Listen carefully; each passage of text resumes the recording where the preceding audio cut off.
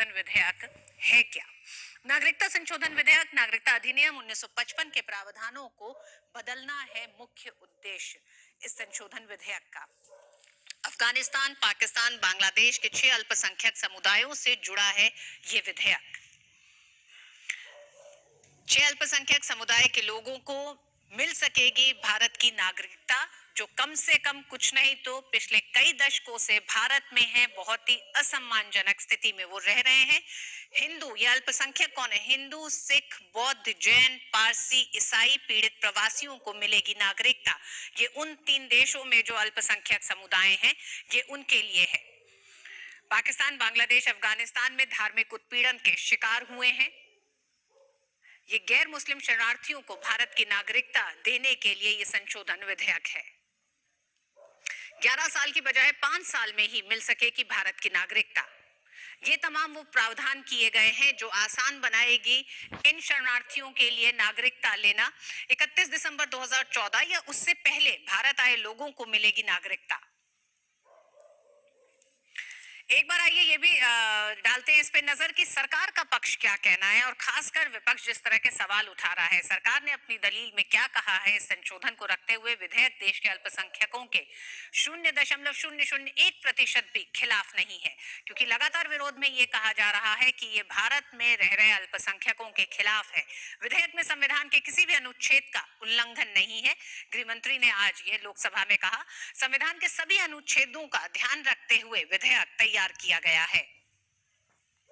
कांग्रेस ने धर्म के आधार पर देश विभाजन किया, जिसके कारण ये गृह मंत्री अमित शाह का कहना है कि जिसके कारण नागरिकता कानून में संशोधन की जरूरत पड़ी।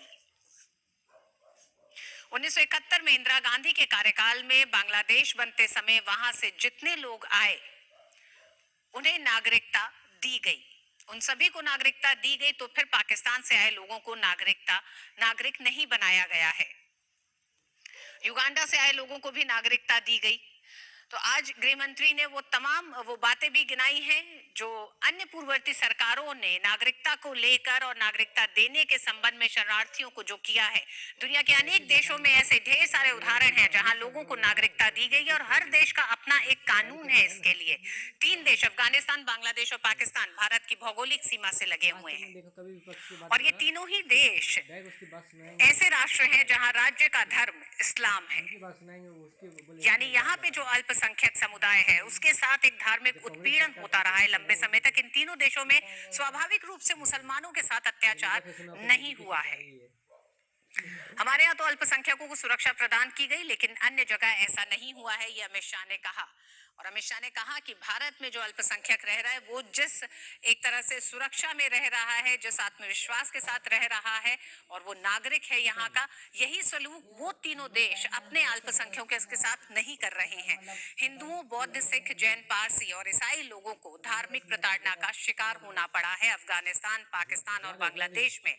भारत के विभाजन के बाद बांग्लादेश, पाकिस्तान और अफगानिस्तान में अल्पसंख्यकों की संख्या में करीब 20% की कमी आई है, जो ये बताता है कि कोई मुस्लिम नियमों के तहत आवेदन करता है तब उस पर विचार किया जा सकता है। ये भी आज गृह मंत्री अमित शाह ने कहा है कि अगर कोई तमाम इन तीनों देशों में से कोई अगर मुसलमान यहाँ पे भारत की नागरिकता के लिए आवेदन करना चाहता है तो उस पर विचार किया जा सकता है। विधेयक का विरोध क्यों हो रहा है, आइए इस पर एक नजर डाल लेते हैं। अवैध प्रवासियों की परिभाषा बदलने के प्रयास के रूप में देखा जा रहा है इस विधेयक को।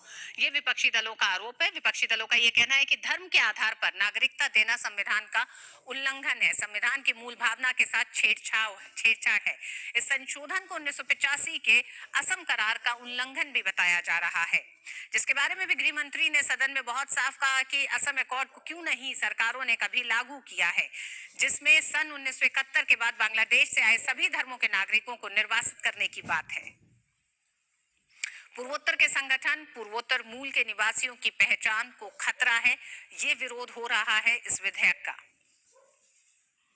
पूर्वोत्तर के लोगों के हितों का संरक्षण, इसके बारे में विस्तार से आज गृह मंत्री अमित शाह ने लोकसभा में कहा है। इनर लाइन के अंतर्गत आने वाले क्षेत्रों को मिलेगी छूट। मिजोरम, अरुणाचल प्रदेश, नागालैंड इनर लाइन के अंतर्गत आते हैं, इनर लाइन परमिट के अंतर्गत आते हैं। और इनर लाइन परमिट की आज उन्होंने मणिपुर को भी कहा कि मणिपुर को भी इनर लाइन में लाया जा रहा है। तो मणिपुर वासियों की एक लंबे समय से ये मांग रही है, जिसको कि एक तरह से गृह मंत्री अमित शाह ने कहा कि वो भी अब पूरी होने जा रही है। छठी अनुसूची के तहत असम, मेघालय, मिजोरम या त्रिपुरा के जनजातीय क्षेत्रों को छूट दी गई है। छठी अनुसूची जो है वो ट्राइबल्स के लिए होती है, 6 शेड्यूल जो है उसके तहत। असम के तमाम मुद्दों का समाधान सरकार कर रही है, अमित शाह ने ये कहा। पूर्वोत्तर के सभी राज्यों की चिंताओं का समाधान हो रहा है। पूर्वोत्तर राज्यों के बारे में विस्तार से बताते हुए कि इस नागरिकता संशोधन विधेयक से पूर्वोत्तर के राज्यों को किसी तरह का कोई खतरा नहीं है, इस बारे में बात करते हुए उन्होंने इन तमाम बातों को आज सदन में रखा है। सदन में इस समय चर्चा चल रही है नागरिक संशोधन विधेयक पर। हमारे साथ जुड़ रहे हमारे संवाददाता अजय विक्रम सिंह। ये भी सबसे पहले तो जानना चाहेंगे, जिस तरह से लगातार ये बात कही गई पूर्व